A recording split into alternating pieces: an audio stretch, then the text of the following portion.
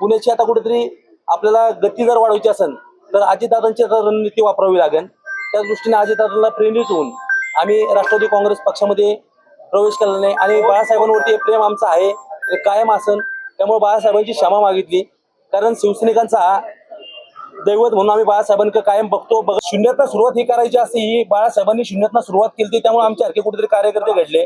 पण उद्धव साहेबांनी कार्यकर्त्यांना विचारात घेतलं पाहिजे होतं, कुठेतरी संपर्क प्रमुखांनी विचारात घेतलं पाहिजे होतं। आज वेळ गेल्यावरती आज फोन करतात की कसे प्रभाग लढवायचे, आता उद्या निवडणूक डिक्लेअर होईल, काम कसं करायचं ते कार्यकर्त्याला कळायची वेळ सुद्धा राहणार नाहीये। तर तुम्ही कार्यकर्त्यांना पहिल्यापासून विचारात घेतला असतं तर आता हे आमच्या आता पुण्यावरती आपल्याला टीका करायची नाहीये। पुण्याची आता कुठेतरी आपल्याला गती जर वाढवायची असेल तर अजितदादांची आता रणनीती वापरावी लागेल। त्या दृष्टीने अजितदादांना प्रेरित होऊन आम्ही राष्ट्रवादी काँग्रेस पक्षामध्ये प्रवेश केला नाही आणि बाळासाहेबांवरती प्रेम आमचं आहे हे कायम असेल। त्यामुळे बाळासाहेबांची क्षमा मागितली, कारण शिवसैनिकांचा हा दैवत म्हणून आम्ही बाळासाहेबांकडे कायम बघतो, बघत राहू। पण कुठेतरी विकास सुद्धा झाला पाहिजे आणि विकासाला वाटचाल सुद्धा मिळवली पाहिजे। निसर्ग भावना घेऊन काही चालणार नाही, तर प्रगती सर्वसामान्यांची पण आपल्याला बघावी लागेल। त्यामुळे आम्ही आज राष्ट्रवादी काँग्रेस पार्टीमध्ये प्रवेश केलेला आहे। तुम्ही पण केलाय, शहराची जबाबदारी होती। शहराची जबाबदारी निश्चितच होती, पण वारंवार पक्षश्रेष्ठींना विनंती करून जर पक्षश्रेष्ठी ऐकत नसेल आणि ताकद देत नसेल तर मग पुणे जिल्ह्यात आणि पुणे शहरात अजितदादांशिवाय ताकद देणारा नेता आम्हाला सापडला नाही आणि भविष्यात होणार पण नाही।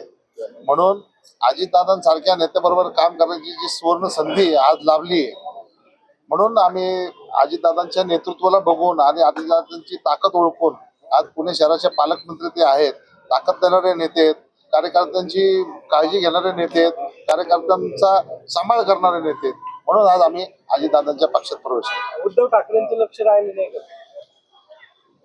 उद्धव साहेबांपर्यंत आमची खंतच पोहोचत नव्हती। वारंवार आम्ही खूप वेळा शहर प्रमुख झाले, संपर्क प्रमुख झाले, यांना खूप वेळा आम्ही विनंती केली, पण उद्धव साहेबांपर्यंत आम्हाला पोहोचता आलं नाही, याची आम्हाला खंत आहे। कोण आडवं येतं?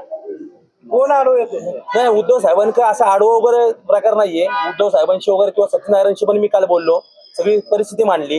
सत्यनारायणचे आज पण फोन आले, पण ठोस भूमिका घ्यायची आता तशी क्षमता राहिली नाही, कारण मुंबई हेच महाराष्ट्राचा एक महानगरपालिका राहिली असं दिसत आहे। बाकी ठिकाणी कुठेतरी दुर्लक्षित होत आहे।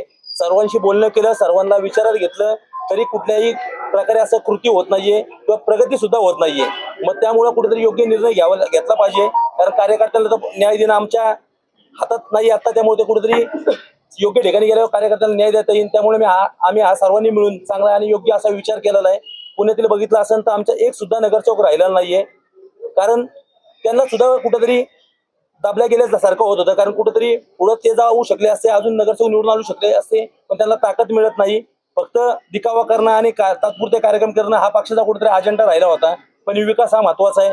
त्यामुळं मी माझ्या प्रभागामध्ये आमच्या शिवाजी भाऊ पाटील तसेच अजितदादा पवार यांची सर्वांची कामाची प्रेरणा पाहून आम्ही कुठेतरी विचार केला की जनतेला कुठेतरी आता न्याय द्यावा लागेल। त्यासाठी आम्ही या पक्षात राष्ट्रवादी काँग्रेसमध्ये प्रवेश केला। शून्यातनं सुरुवात ही करायची असते, ही बाळासाहेबांनी शून्यातनं सुरुवात केली, त्यामुळे आमच्यासारखे कुठेतरी कार्यकर्ते घडले। पण उद्धव साहेबांनी कार्यकर्त्यांना विचारात घेतलं पाहिजे होतं, कुठेतरी संपर्क प्रमुखांनी विचारात घेतलं पाहिजे होतं। आज वेळ गेल्यावरती आज फोन करतात की कसे प्रभाग लढवायचे, आता उद्या निवडणूक डिक्लेअर होईल, काम कसं करायचं ते कार्यकर्त्याला कळायची वेळ सुद्धा राहणार नाहीये। तर तुम्ही कार्यकर्त्यांना पहिल्यापासून विचारात घेतला असतं तर आता हे शिवसैनिक कुठेतरी जागेवर राहिले असते आणि सगळा विषय संपला असता।